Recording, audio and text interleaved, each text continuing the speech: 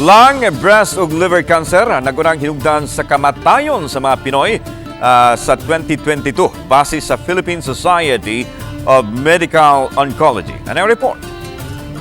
Prevention is better than cure. So how to prevent?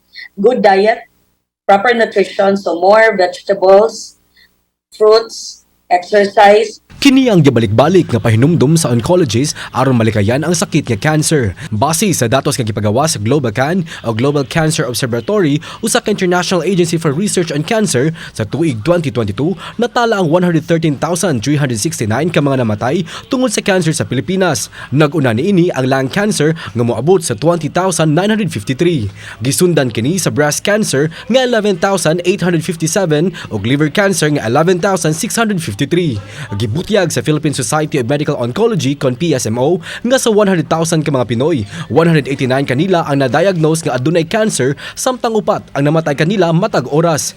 Subay niini gihingusgan karon sa PSMO ang kampanya sa cancer awareness, pinaagi sa paglusad sa kabarangayan ug healthcare worker cancer awareness Caravan sa nagkalain-laing dapit sa nasud.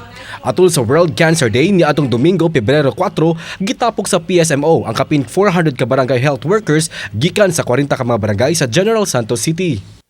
Ang among ganahan po nga mahitabo, dili lang sa BHW ni namo dadon, ang Caravan among dadon sa mga maestra, sa teachers. So we are calling this advocacy Iskol Iwas Bukol. So we are about to launch this anytime in March.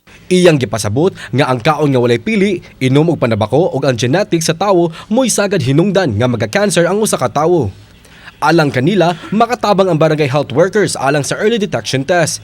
Sa katapusang data sa susamang International Agency for Research on Cancer sa tuig 2021, ang cancer mo ikaupat nga hinungdan sa kamatayon sa tibuok kalibutan. Kauban si Clans Gabutin, Mark Regia Belia. Balitang, Bisdak.